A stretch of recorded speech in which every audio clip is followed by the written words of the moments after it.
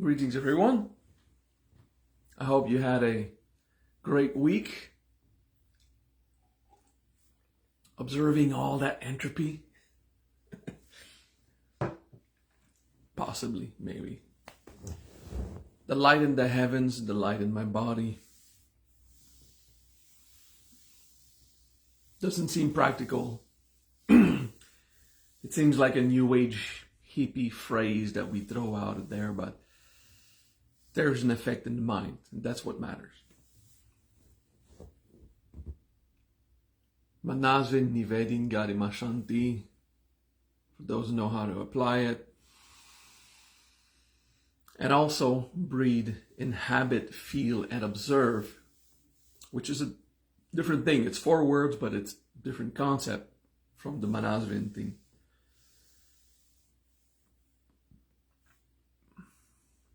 Manasvin nivedin garimashanti. Get into the body. Make peace with nature. What we're learning so far doesn't look like it, doesn't seem like it, but it's highly occult. It is part of what I've trained as a mage.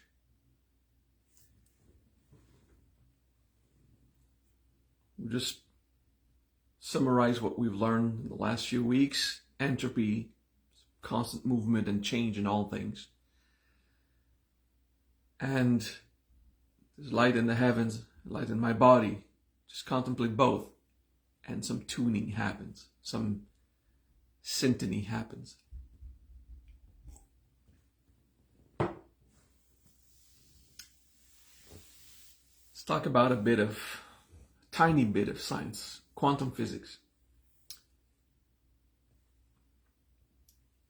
Physicists took a very small chunk of metal. I think it was iron, not sure. And they split it in half. Like it was already a small chunk, like grain of sand, something. Split it in half. And they send half to London and keep half in New York. Usually when you apply a magnetic field on one chunk of metal, you can change its polarity from positive or negative depending on how you do it. I don't know the science behind it. I just know it because I've read it too many times and everyone agrees about it. Simple physics. So what they did is they applied a magnetic field on the little piece of chunk of metal in New York, and the polarity of the part of the metal in London, in England, changed also. And they've done that multiple times, bringing it back, and on exactly the same time the polarity changes on the chunk in New York, it changes in London. Until it stopped. So basically that tiny chunk of metal was still attached to its counterpart that it would split from. This phenomenon is called quantum entanglement. So the particles remain entangled even through space, through very distant space. Particles remain in a relationship, if you want. Completely this different topic.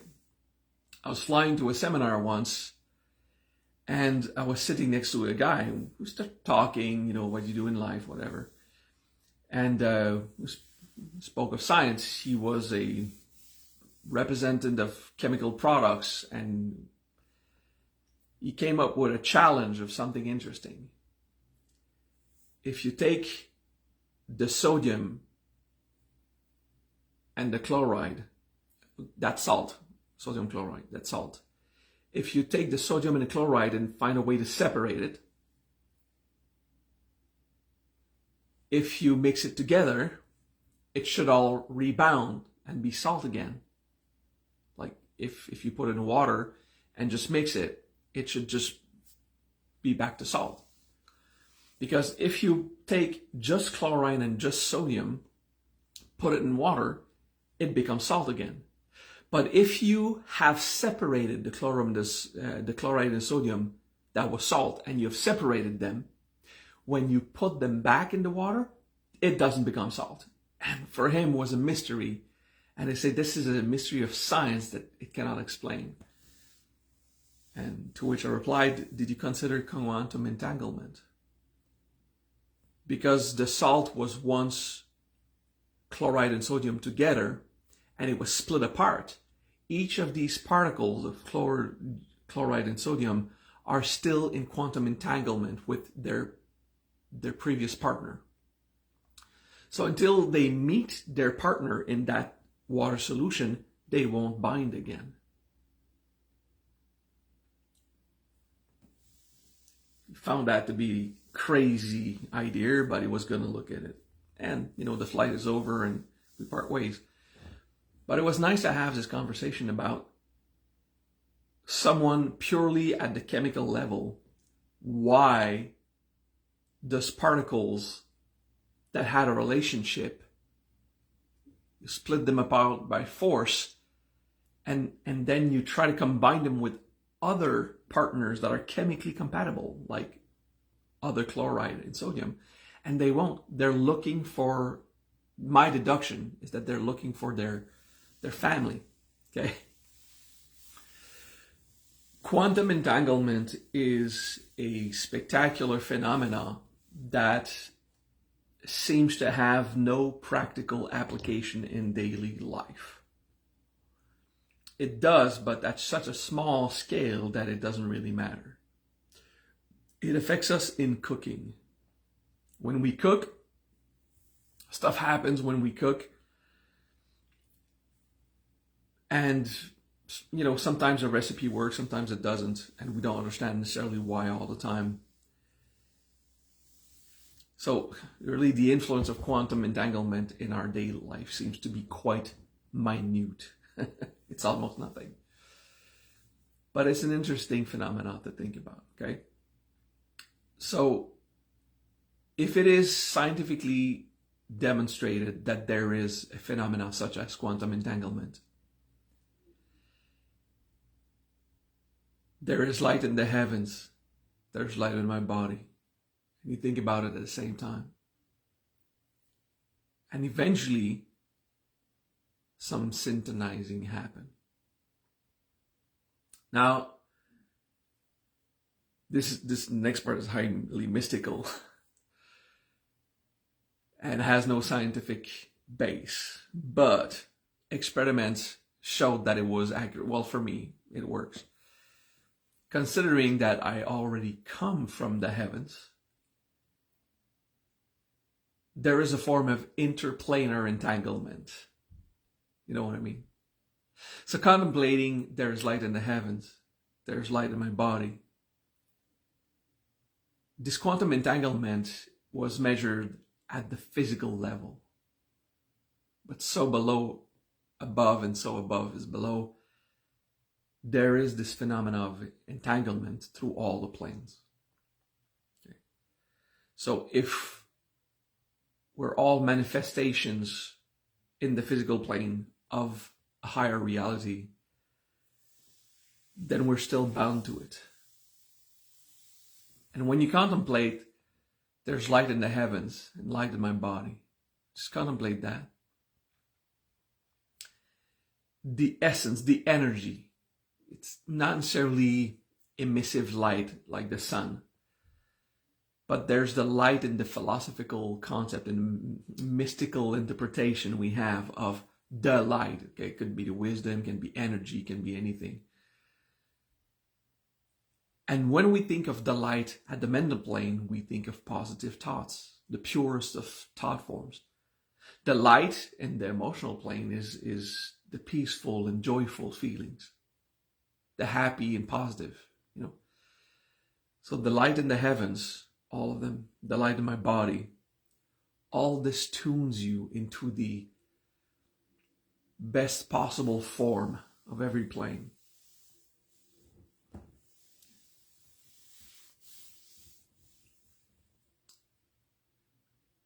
Today, with this introduction on quantum entanglement, we will do entropic poetry. Did he say entropic pottery? No. I said poetry. Did he say poetry? This is what I did this morning, said the guy who doesn't understand the class.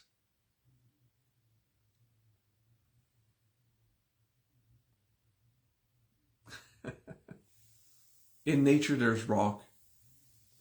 It is solid. It's easy to speak of entropy in the movement of air, water, liquid, something that we can see in daily life is flowing. There is that form of entropy in rock and trees. Trees don't seem to change.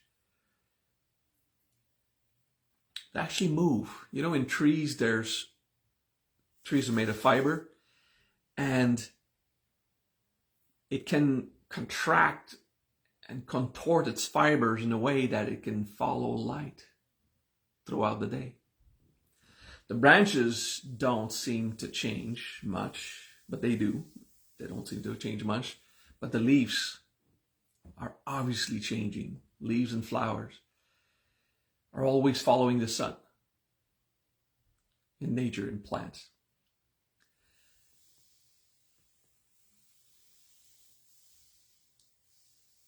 Let's contemplate rock.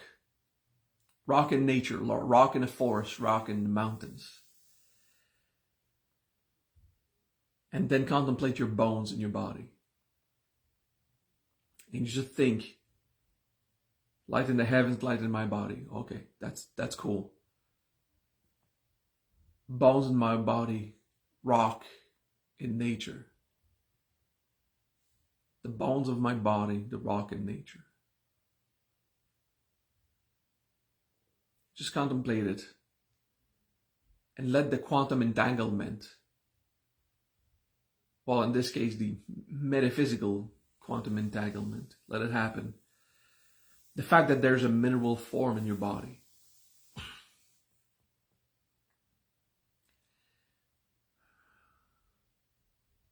And that you are made by the same stuff that nature is made because you're made of nature.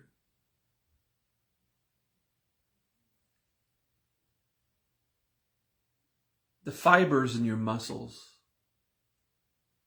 allow you to move. And the fibers in plants allow them to move. It just doesn't look like it's moving much, but it is moving. So the muscles in your body and the organic material that compose vegetation is the same. Well, it's not the same biologically speaking, but it's built on the same laws of nature. Of course, you can compare your muscles to the muscles of every animal in nature, but it's not as poetic, I find it. Let's make an easy one, okay? Let's go for an easy one. Breathe in, consciously and slowly. And you breathe out.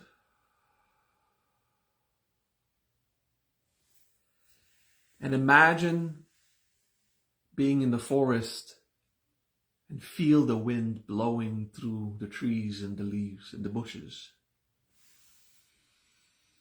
And you breathe in and you contemplate the air going through your lungs. As at the same time, your mind is on the air flowing through the lungs of nature, the forest.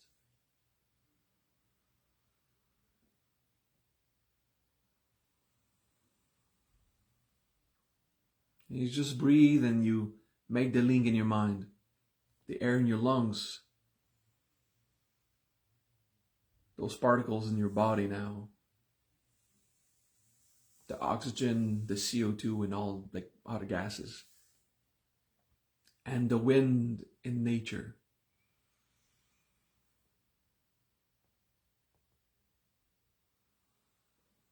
Just breathe it and contemplate it and make the relationship and keep your mind on it. the wind in my lungs, the wind flowing in the forest.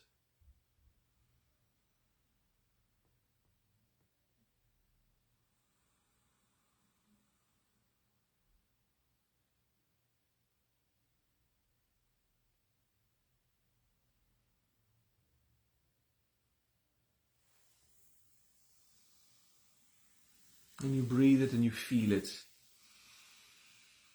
You breathe, you inhabit, feel and observe. You contemplate in my body, in nature, using visualization and poetic inspiration.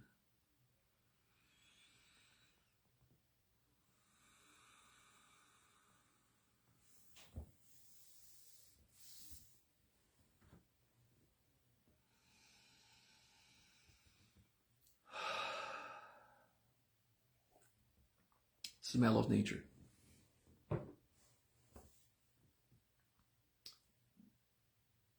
Imagine you're standing next to a river, small river, nothing too huge. The water flowing in the river, the blood in my bloodstreams. You breathe and you feel the air in your lungs and the air through the leaves.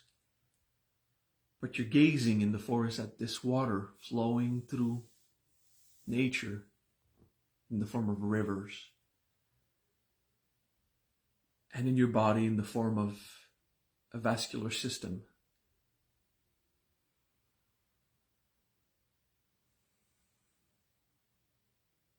The rivers in my body, the rivers in nature. Un placer.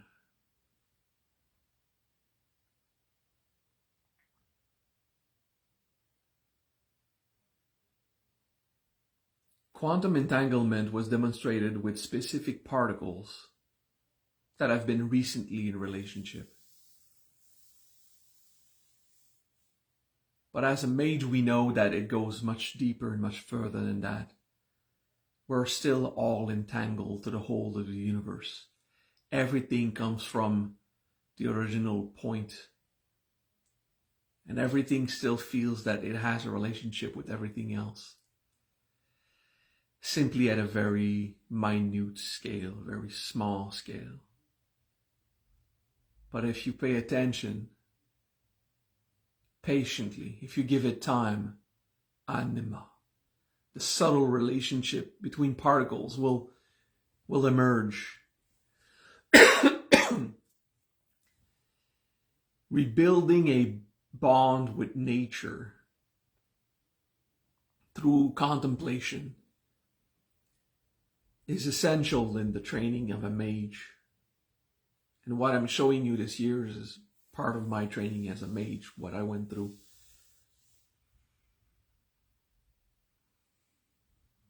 The air in the forest, the air in my lungs, and these gases in my body.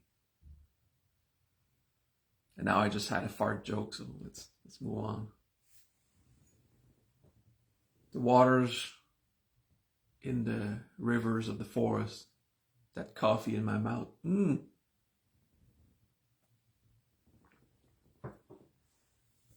It's like a waterfall, like a rainfall. It's temporary and it just goes down and it's over. That's like drinking coffee.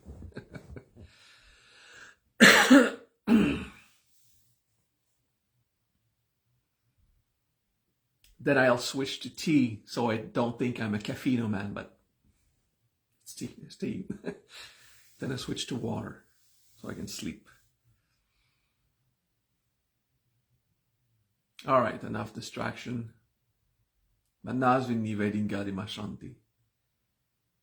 In nature,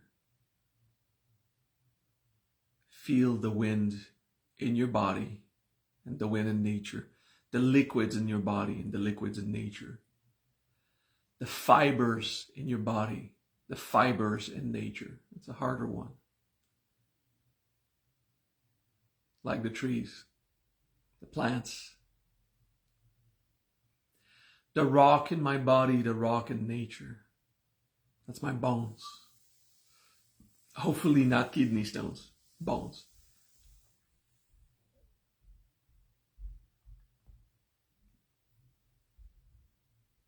The word garima is with an R. R. Garima.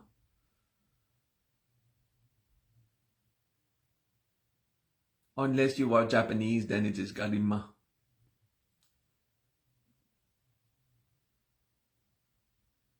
I have to stop making jokes and keep you in the contemplation. The light in the heavens, the light in my body. The air in my body and the air in nature. The water in my body, the water in nature. The fibers in my body and the fibers in nature. The rock in my body, the minerals in my body and the minerals in nature. The light in the heavens, the light in my body and the light in nature.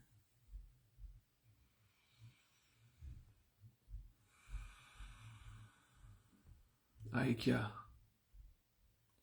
Oneness. That was Sanskrit for oneness. Aikya. A-I-K-Y-A. Aikya just means oneness. You contemplate the feeling of oneness.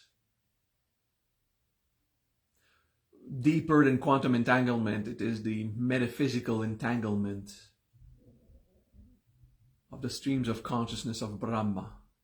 For those who did the city Prakamya, Prapti and Prakamya.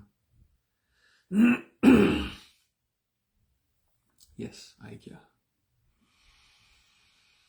And you just breathe and feel it. Training to be a mage is to take time to tune yourself to the whole of creation. Patiently. Next time you go in nature, do that. Maybe you'll make an effort to go in nature. I won't go in nature today. It is minus 42 degrees Celsius, which is, if someone can find it in Fahrenheit for the Americans watching us, it would be fun. But yeah, the air is trying to kill us today, so I'm not going out today.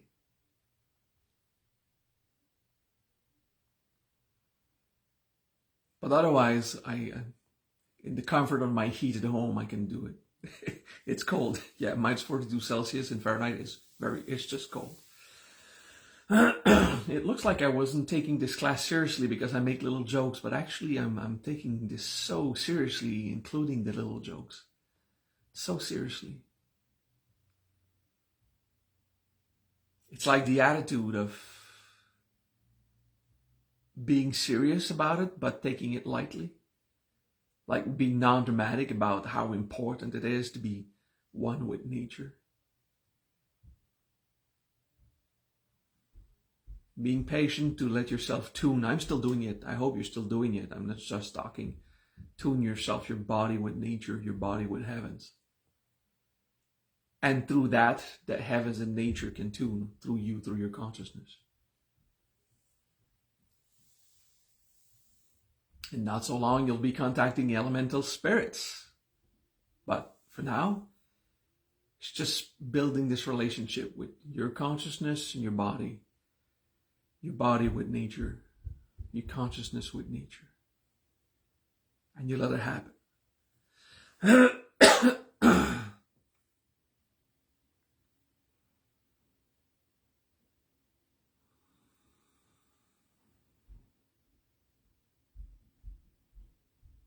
Manasvin nivedin garima shanti. Manasvin nivedin garima shanti. Manasvin to incarnate. Nivedin for consciousness to awaken in nature. Garima to feel its density. Shanti to be at peace with the density of nature. Breathe. Inhabit the body. Feel and observe nature.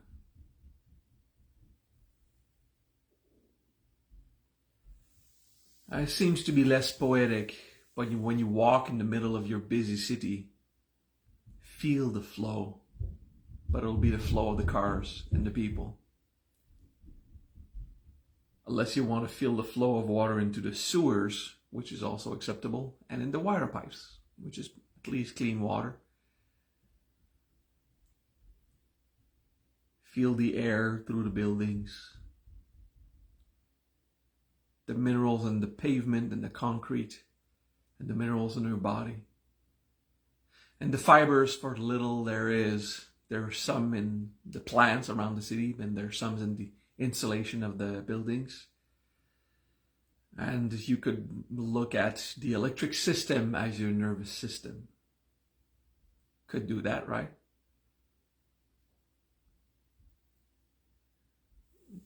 Don't be afraid to take in the negativity. You're not going to be taking in that much negativity. It's just going to be weird and dense if you tune yourself to the nature of construction buildings in your city. But that too is made of nature, and it's not polluted. It's not wrong. It's just nature.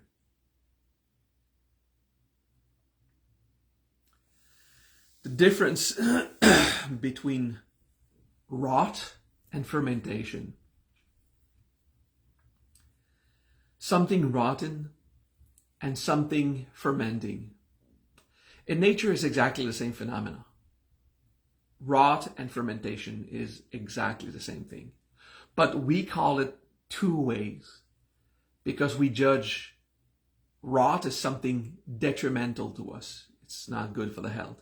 And fermentation, it's good for the health sometimes, but at least it's edible.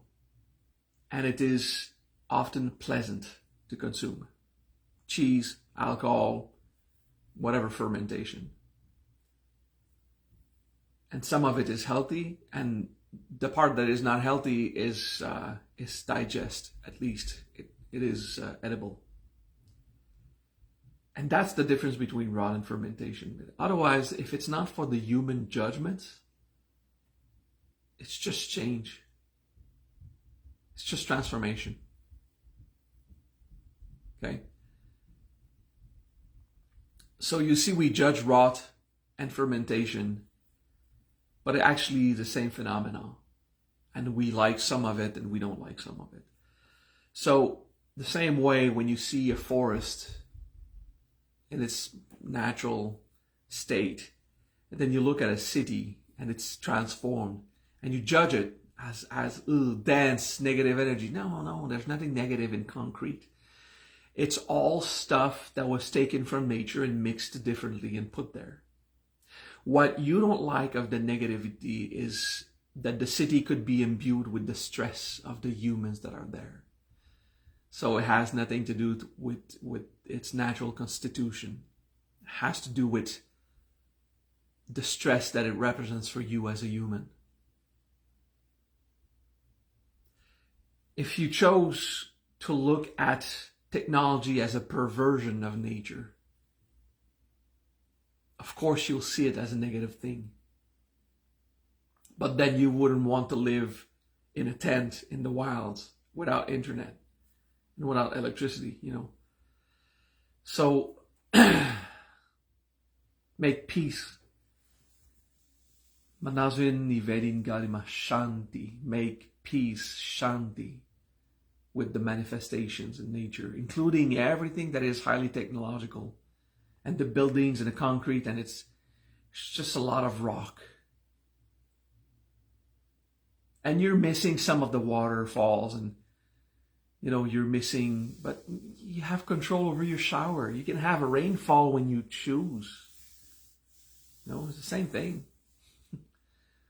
Uncontrolled falling from the heavens or controlled falling from a shower, it's water falling. And that water is pulled by gravity, the most natural thing, same as a rainfall. You see, we have projected in human constructions a judgment of perversion of nature, and it is not true. Make peace with it. Make peace with cities and buildings. And realize the thing that bothers you is the stress it represents. What bothers us about a rent is the amount of work we have to deploy to pay the bills. But without these bills paid, we would be in the forest, and the suffering would be so much more intense. So that's a judgment there. We have to take responsibility for our misperception of technology and buildings. I highly recommend you build your entanglement with nature, in the forest. But also remember that nature is anything manifest around you.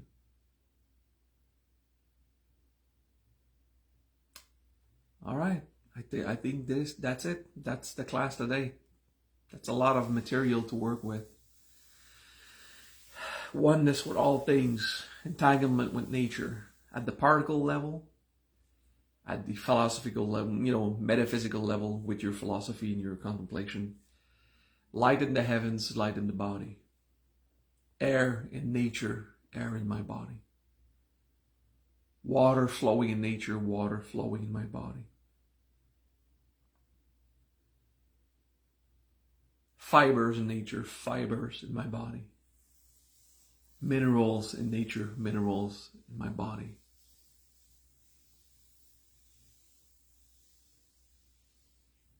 Light in the heavens, light in my body, light in nature. Just keep it all.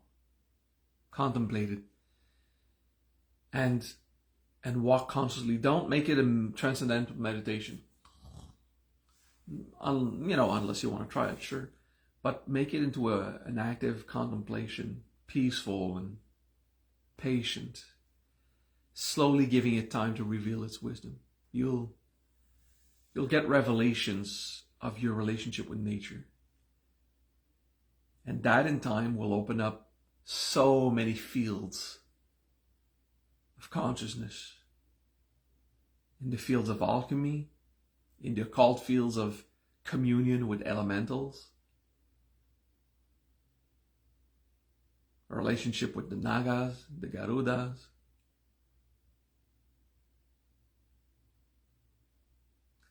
The jokes are the chirping of the birds. Yeah. Thank you, Ryan, for the inspiration.